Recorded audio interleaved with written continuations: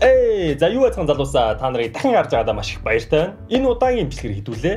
Сүүлийн үед хамгийн их хүсэлт авж байгаа сэдв байгаа. За энэ болохоор ямар сэдв бэ гэхээр магадгүй хичээлийн шинэ жил дуусч байгаатай холбогдуулаач тэр бах залуучууд бол маш их мэрэгжлээ хэрхэн сонгох талаар асуултууд бол маш их ирсэн. Тэгээ би бас боцсон л доо зөвхөн мэрэгжлээ хэрхэн сонгох талаар гээд ярилцах юм бол жоохон сонин болчих юм шиг санагдсан. Тэгээ та нар бас бичлэгийн явцад гэсэн анзаарах бах. Тэгээ тийм учраас хэдүүлээ зүгээр хэрхэн ирээдүгөө яаж сонгох вэ те карьераа яаж төлөвлөх вэ гэдэг сэдв рүү оруулаад гоё ярилцгаая. Тэгээ тийм учраас юу гэдэг зөвхөн залуучд гэлтгүй бас магадгүй 30-аас дээш 40-оос дээш насныхан ч гэсэн үзээд ирээдүйд бас хүүхдүүдийнхээ ирээдүг төлөвлөхөд ч гэсэн бас энэ бичлэгнээс бас аюу их юм сурч авна гэдэгт би итгэлтэй байна. За мэдээж хэдүүлээ сурснараа самбар дээр хийгээд эхлэхийн мөн би та нарт нэг юм хэлье.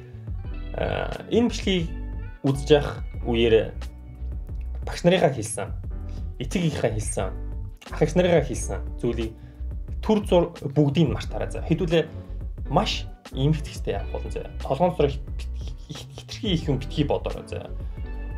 Зүгээр яг миний ярьж байгааг сонсорой. Яг одоогийн байдлаар. Төр зур тэр өнгөрсөн найз нөхдийн тэр мэрэгжил сонгох талаар ярьсан, ирээдүйд тийм мэрэгжил модноор, ийм мэрэгжил модноор тийм сургууль, ийм сургууль төр зур бүгдийг мартчих.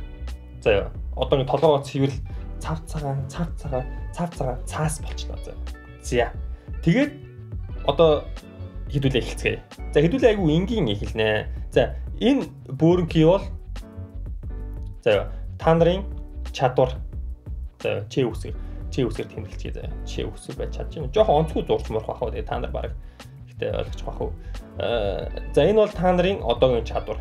Та нарын одоо бусад хүмүүсээс хүн болгонд арай илүү хийж чаддаг зүйл гэж байдаг тийм үү? Зарим хүмүүс би өмнө бас бэлгээр ярьж байсан, зарим хүмүүс дуу дуулахтай арай сайн, зарим хүмүүс юу гэдэг жүжиглэхтэй арай сайн, зарим хүмүүс сагс тоглохтой арай сайн гэх мэтчлэн ерөнхийдөө залуучууд тодорхой хэмжээний баримжаатай болцсон байдаг өөрсдөө чадварын тал дээр. Зарим хүмүүс зураг зурхтай арай сайн. За энэ та нарын одоогийн чадвар. За тэгээд энэ болохоор юу вэ гэхлээр би арай том зуршлаа. Гэтэ адилхан бөөрөнкий шүү заяа. Энэ болохоор юу вэ гэхлээр та нарын хийх дуртай зүйлс. За хобби гэд хэлчихвэл болох байхаа. За гэтэ яг хобби бол биш шүү. Хобби бол чөлөө цагтаа хийдэг зүйлс. Энэ болохоор яг та нарын хийх дуртай зүйлс заяа. Арай өөр байж магадгүй. Гэтэ яг хобби гэд хэлвэл явчих заяа. За хобби заяа. Тэгэхээр та нар одоо яг энэ та нарын зорилго бол яг энэ гол цэгийг олох заяа. Энэ болохоор юу гэсэн. За хэдүүлээ энийг энэ цэгийг 100 оноо гэдэг. 100 оноо гэдэг хэдүүлээ. Тэмдэглэчихье заяа. Энэ ингээд 100 онооны цэг шүү заяа. Яг энэ голын цэг заяа. Яг энэ голын цэг. Тэгэхээр юу гэсэн үг вэ гэхээр энэ цэг бол та нар хэн нэгэн ямар нэгэн зүйл дуртай мөртлөө тэр зүйлдээ чадвартай гэсэн үг. Жишээ нь та нар магадгүй хэн нэгэн сакс тоглох дуртай мөртлөө үнэхээр тэр зүйлдээ чадвартай хүн байгаа тийм үү? Ийм тохиолдолд энийгээ сонгох хэрэгтэй. Маш энгийн. Жишээ нь юу гэдэг нь хоол хийх дуртай мөртлөө хоол хийхдээ сайн хүмүүс байгаа тийм үү? Тэгвэл шууд энэ зүйлээ ямар ч эргэлзээ байхгүйгээр сонгох хэрэгтэй. Энэ 100 гэдэг оноо бол ямар ч эргэлзээ байхгүй л дайрах асуудал. Хэрвээ үнэхээр сагсан бөмбөгтөө сайн, зүгээр нэг сайн биш. Зөвхөн ангийн аврах биш шүү заяа. Юу гэдэг дүүрэг хотын аврах тий. Тэгээд түүндээ үнэхээр сайн бол мөрөөдлөө шууд энэ дээр дургуулах хэрэгтэй. Юу гэдэг хэрвээ чи залуухан бол NBA-д орох тий. NBA-д орох мөрөөдөлтэй гэдэг ч юм уу тий.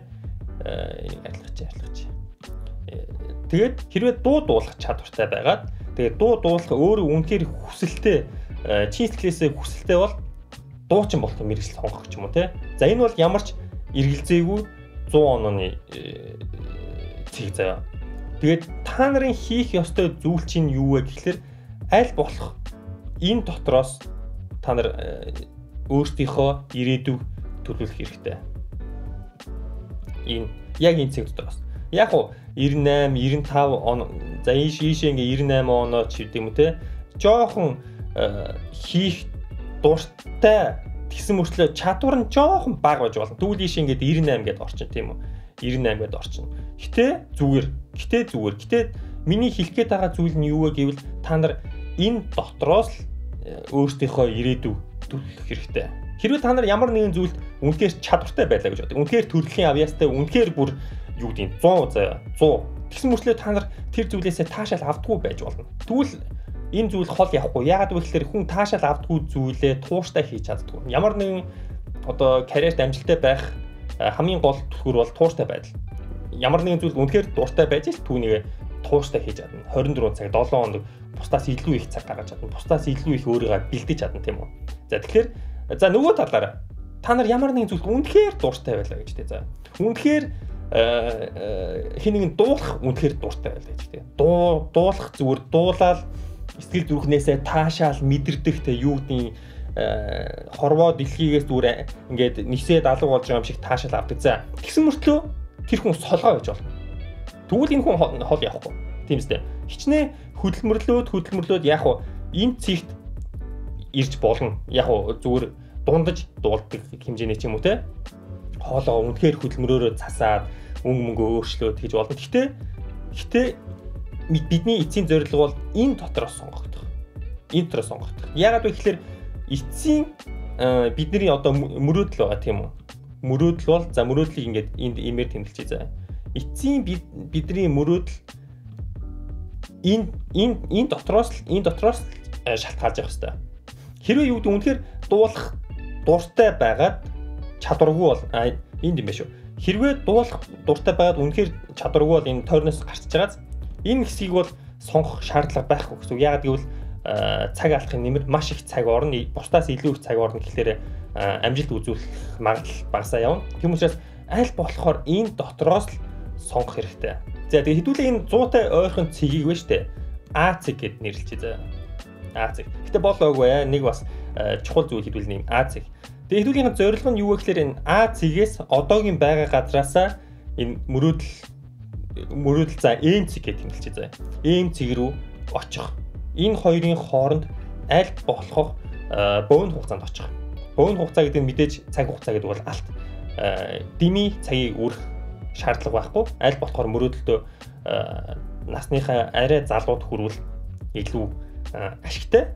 За тэгээд та нарын одоо хийх зүйл чинь юу вэ гэхээр А цэгээс эм цэг рүү ямар замаар очих одоо газрын зураг тодорхойлно гэсэн үг. Бид нар одоо ямар нэг газар руу очихдаа энэ газрын зураг төлөвлөдөн шүү дээ. Одоо төлөвлөгөө гаргана гэсэн үг. За төлөвлөгөө хийхдээ бид нарт энэ цэгт очихын тулд би ямар ажил хийх ёстой вэ гэдэг ийм төлөвлөгөө гаргана. Одоо жишээ нь юу гэдэг хин нэгэн дэлхийд том одоо бизнес эрхлэгч болох мөрөөдлөө гэж бодъё.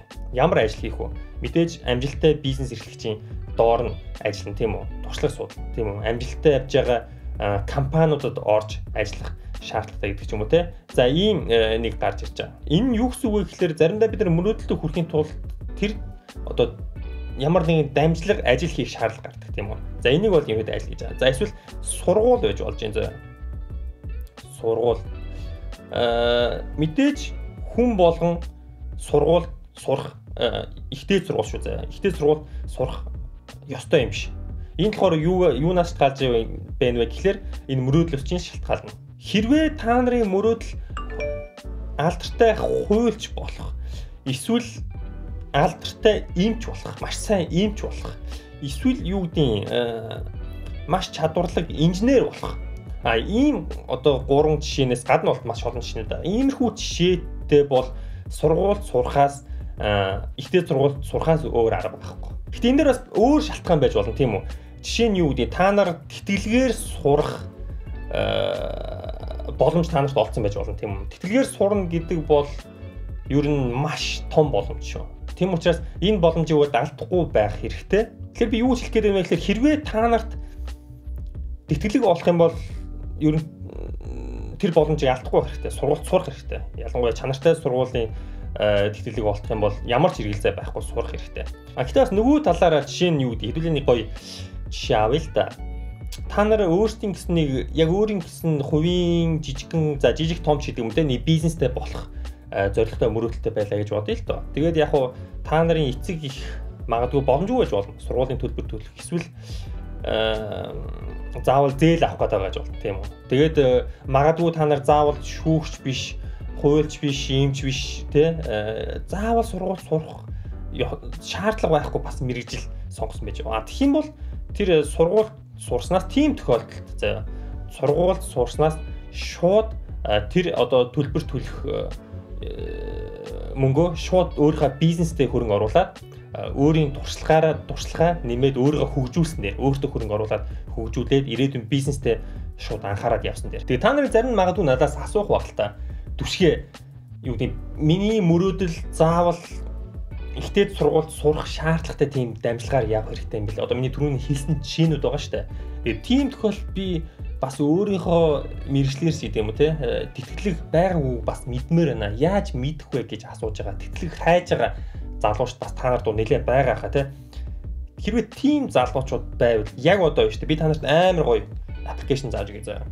Та нар бүгдээрээ утсаа аваад App Store руу ороод тэтгэлэг гэж бич заа. Тэгэхээр энэ тэтгэлэг гэдэг аппликейшн байгаа заа.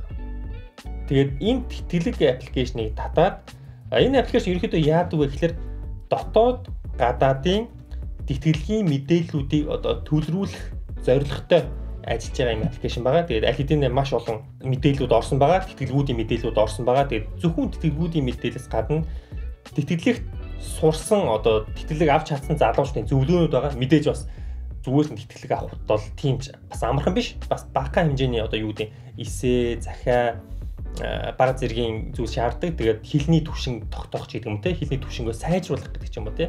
Иймэрхүү зөвлөгөөнүүдтэй бас аппликейшн юм байлээ. Тэгээд гол нь үүн төлбөргүй ерөнхийдөө хідэн залуучууд ажиллаж байгаа. Тэгээд маш олон тэтгэлгүүд байгаа. Одоо чинь бид ингээд харъя л да. Энд дээр болохоор сүүлд орсон гэвэл Зориг сангийн 5 сарын 14-нд орсон тэтгэлгийн мэдээлэл. Зориг сангийн залуу эрдэмтэн хөтөлбөр тэтгэлэг байна те. Та нар дунд бас тэтгэлэг яаж байгаа хүмүүс бод ингээд шууд тэтгэлгийн мэдээлэл авах боломжтой. Япон улсад технологийн чиглэлээр сурах хүсэлтэй 10 жилийн төгсөгчдийг өөрчилсөн сорилт орцохыг урьж байна. Тэр 10 жилээ төгсөж байгаа Японд сурах сонирхолтой залууч та нар дундаа бол энэ бол маш том боломж байна. Гэх мэтлэн амар гоё боломжууд байгаа юм. Тэгээд та нар өөртөө бас энэ дээрээ бас энэ форум гэсэн хэсэг рүү н ороод та нар өөртөө бас юм нэмэх боломжтой юм байна. Тэгээд улс руу н орохоор ингээд улсаар нь тэтгэлгүүдийн мэдээллийг ингээд бөөгнөлцөө одоо чинь юу гэдэг Америк руу явах 30 тэтгэлэг байна. Австрали руу явах 21 тэтгэлэг байна. Гэх мэтчлэн ерөнхийдөө амар хэрэгтэй аппликейшн. Энийг бол ер нь та нар хэрэг үзэж байгаа хүн болгон татаад тэгээд сонирхчих заяа. Тэгээд би та нарт яагаад энийг хэлж байгаа вэ гэхээр маш олон залуучууд өөртөө боломжтой мөртлөө үнэхээр потенциалтай залуучууд энэ мэдээлэл хомс байгаа учраас маш том боломжоос алддаг. Амар он сурдаг, амар гавал үнэхээр авьяастай, үнэхээр чадвартай залуучууд зөвхөн мэдээллийн юу байхгүйгээс болоод би гадаад сурч чадахгүй. Би юу гэдэг мөнгөгүй гэдэг ч юм уу те. Манай аав ээж боломжгүй энэ олон мянган доллар төлөх боломж байхгүй. Тэгээд ийм шалтгаан дээрээс бас ингээд миний нүдэн дээр ч гэсэн иймэрхүү тохиолдол байсан л та. Тэгээд тийм учраас би та нарт энийг хэлж байгаа юм шиг заяа. За энэс гадна нэг бяцхан зүйлийг нэмж хэлээд гээ заяа. Та нар дунд бас багахан хэмжээний хүмүүс нь өөрийгөө ямар зүйлээс таашаал авдгаа сайн мэддэггүй. Тэр нь тодорхой болоогүй хүмүүс байж магадгүй тийм үү. Энэ ингээд ойлгосон. Тэгээд ямар зүйлд чадвартай гэдгээ бас мэдэж амжаагүй хүмүүс байж болно тийм үү. Юм болгонд дундас жимшигтэй. Тэгээ юм болгоноос ингээд таашаал авахгүй юм болгоноос тааш. Ерөөдөө ингээд жоох ингээд бүгдээрээ ингээд дундаж гэдэг ч юм уу тийм. Ийм хүмүүст ямар зөвлөгөө өгөх вэ гэхлээр бүх зүйлийг дуршиж үзэх хэрэгтэй. Ер нь бол ямар зүйлд өөрийгөө илүү чадвартай байна, ямар зүйлээс өөрийгөө таашаал авч ийн гэдгээ юм дуршиж үзэж л мэднэ.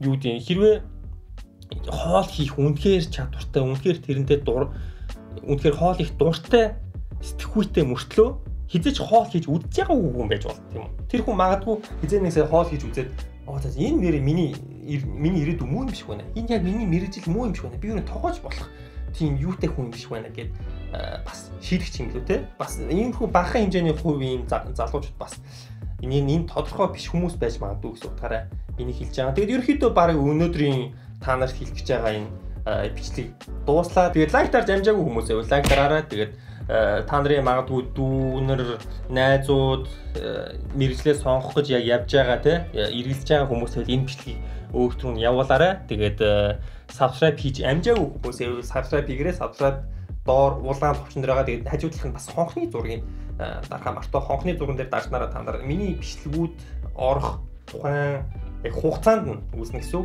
мэдээлэлээс хоцрохгүй, ийм хүч чухал мэдээлэлээс хоцрохгүй байхад байна шүү. Тэгээд ийм байна. Тэгээд өнөөдрийн ярихсан бүх юмудаа ярьчлаа. Маш гоё бүгдийн багтаагаад бөөнтгөн хугацаанд ихтэйхэн энгийнээр тайлбарлаа гэж найдаж байна. Тэгээд дараагийн бичлэгээр уулзлаа. Түр баяртай залуусаа. Баяртай.